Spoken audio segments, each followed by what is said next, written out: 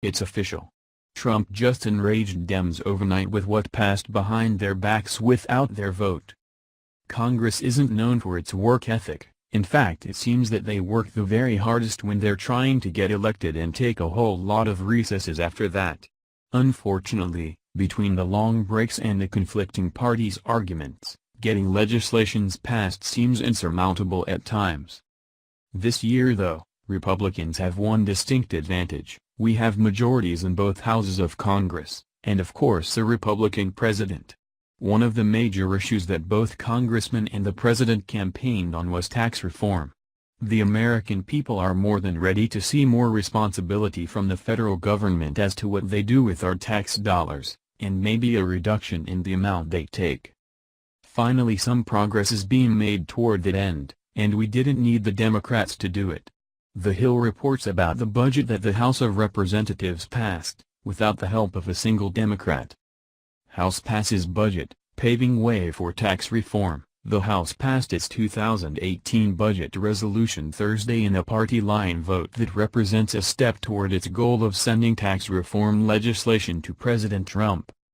In a 219-206 vote, lawmakers approved a budget resolution for 2018 that sets up a process for shielding the GOP tax bill from a filibuster in the Senate.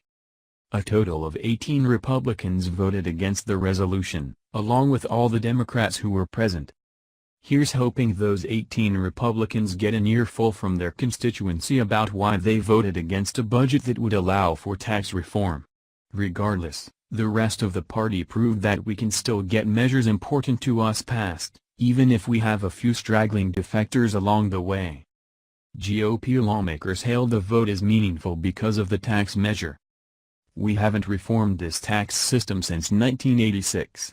We need to pass this budget so we can help bring more jobs, fairer taxes and bigger paychecks for people across this country, Speaker Paul Ryan, Republican Wisconsin, said during House floor debate.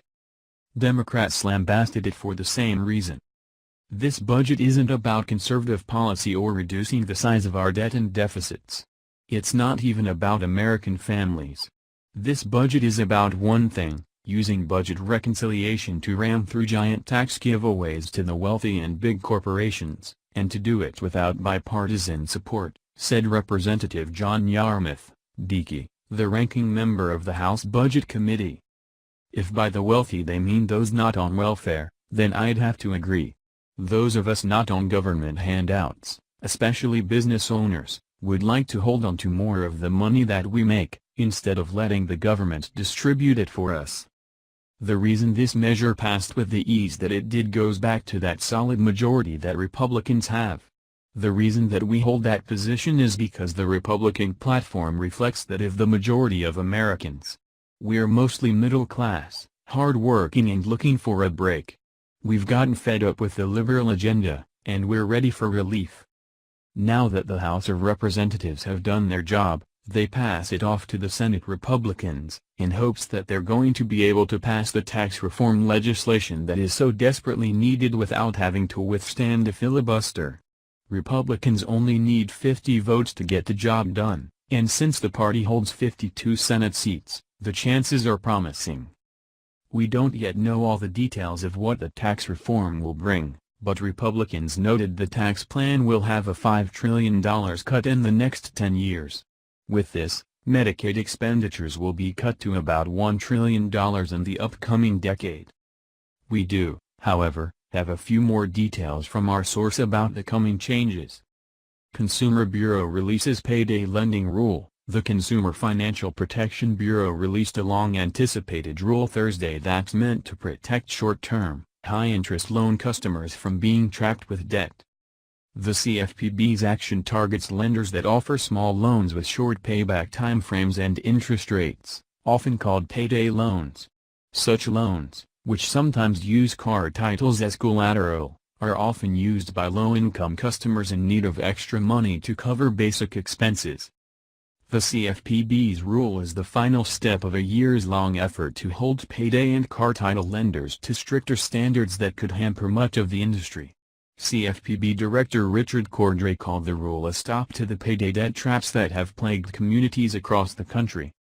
Too often, borrowers who need quick cash end up trapped in loans they can't afford. Cordray said. The rule's common sensibility to repay protections prevent lenders from succeeding by setting up borrowers to fail. I break down the 1,600-page rule here. Senate confirms Trump's first Fed nominee. The Senate on Thursday confirmed Randall Quarles to serve on the Federal Reserve's Board of Governors, where he'll oversee the central bank's financial regulation efforts. Quarles, a top Treasury Department official under former President George W. Bush, will serve as the Fed's first vice chairman for supervision, a position created by the Dodd-Frank Act to bolster federal oversight of major banks. Quarles is the first member of the Fed nominated by President Trump, who'll have several chances to reshape the central bank. Trump is currently mulling whether to replace Fed Board Chairwoman Janet Yellen when her term expires in February, and Vice Chairman Stanley Fischer is scheduled to leave the bank by the middle of October. The Senate cleared Quarles 65-32, with 14 Democrats voting in favor of his confirmation. No Republicans opposed Quarles, while Senators Thad Cochran, R. Miss, Dean Heller, Republican Nevada, and Catherine Cortez Masto, Democrat Nevada, were not present for the vote. Cochran is currently recovering from a medical issue, while Heller and Cortez Masto are in Nevada responding to the Las Vegas concert shooting that killed more than 50 people.